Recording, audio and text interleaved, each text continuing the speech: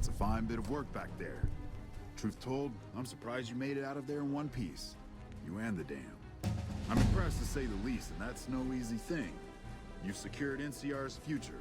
The administration sends its thanks for what it's worth.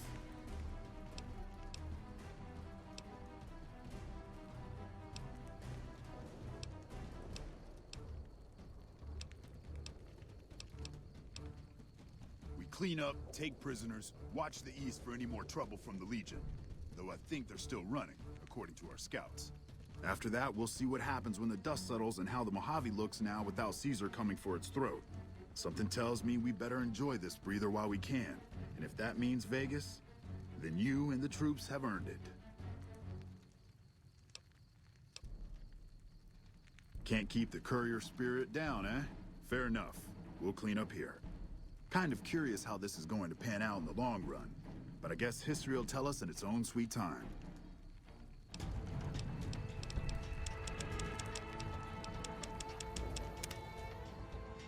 And so the courier who had cheated death in the cemetery outside Good Springs cheated death once again, and the Mojave Wasteland was forever changed.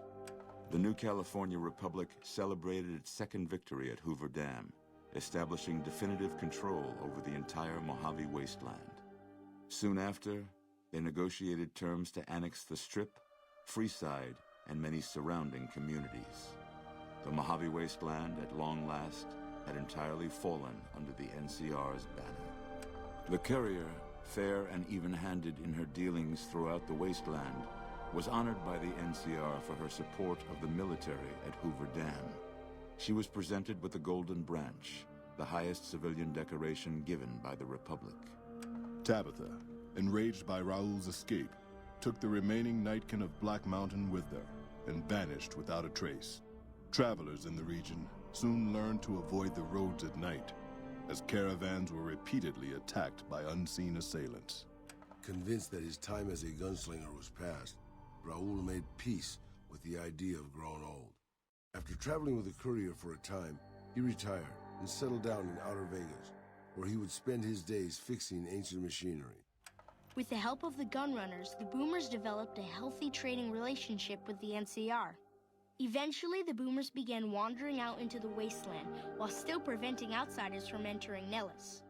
The Brotherhood and the NCR in the Mojave Wasteland declared an official truce, despite continued hostilities between the two in the west. As per their agreement, the NCR handed over all suits of salvaged power armor, and in return, the Brotherhood helped patrol I-15 and Highway 95. The peace with NCR served to ease Veronica's worries about the Brotherhood's immediate future. Still, a distance had arisen between her and her fellow members that would never be bridged. She began secluding herself in crumbling libraries of the old world, learning of promising technologies she knew the Brotherhood would never adopt. Their leaders destroyed by the courier, the fiends scattered throughout the wasteland. Without the organization of Motor Runner, Cook, Violet, and Driver Nephi, they were easy prey.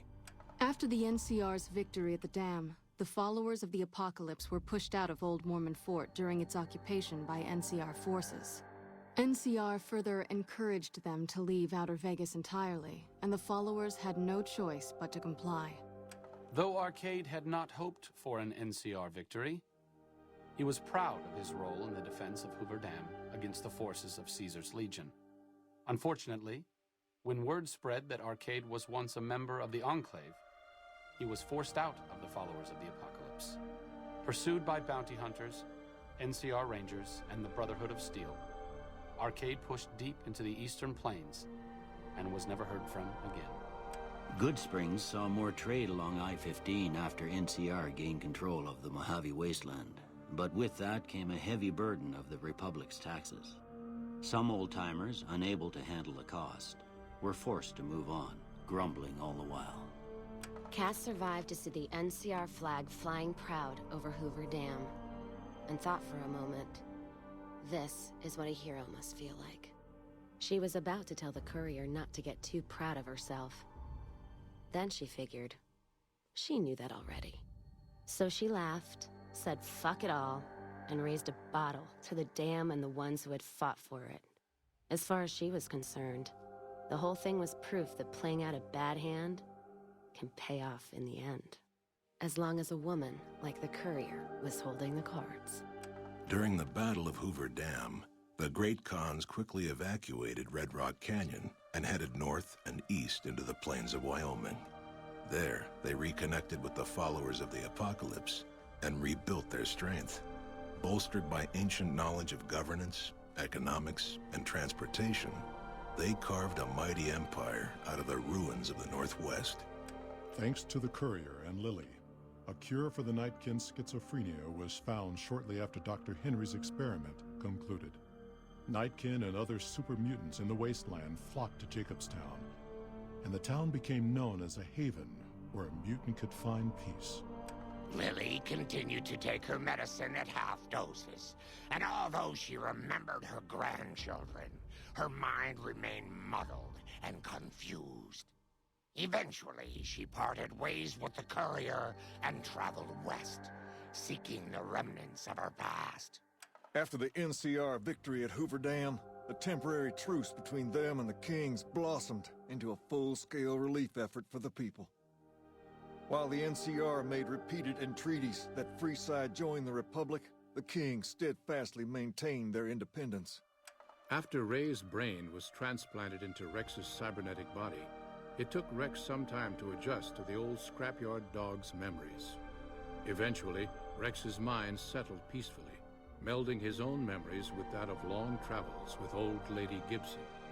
Driven into a frenzy by their use of Psycho, the Misfits inflicted heavy casualties on the Legion during the defense of Camp Golf. At first, they were commended for their valor, but eventually, desperate for more of the chem, they turned on travelers in Outer Vegas. For their dishonorable conduct, the NCR court-martialed and executed them by firing squad. Though Novak was a low-priority target for the Legion, many of Novak's citizens died in its defense. In the weeks that followed, several bright followers returned to Novak to help restore its defenses, allowing it to remain independent of NCR.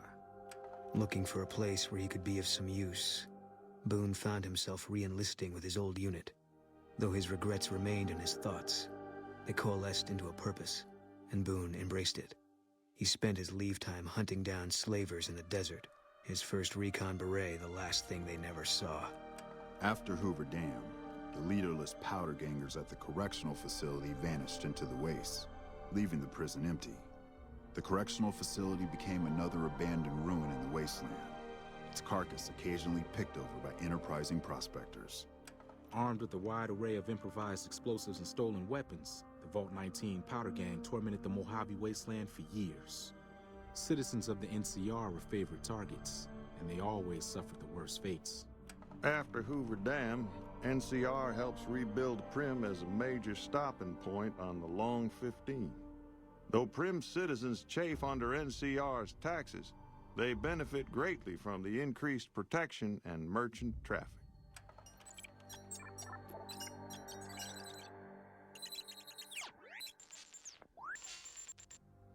Defying Chief Hanlon's worst fears, NCR's Rangers persevered and distinguished themselves during the Second Battle of Hoover Dam.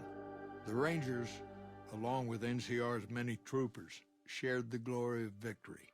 Hanlon wisely stayed out of the spotlight, crediting General Oliver's leadership for NCR's success. After a brief fanfare, Hanlon stepped down as chief and returned to the peace and quiet of his ranch outside of Redding. After their bold arrival at Hoover Dam, the remnants disappeared as quickly as they came. Legends of their power spread throughout the Southwest, a reminder of why people once feared the sight of vertibirds in the sky. And so the Courier's Road came to an end, for now. In the new world of the Mojave Wasteland, fighting continued, blood was spilled, and many lived and died just as they had in the old world. Because war never changes.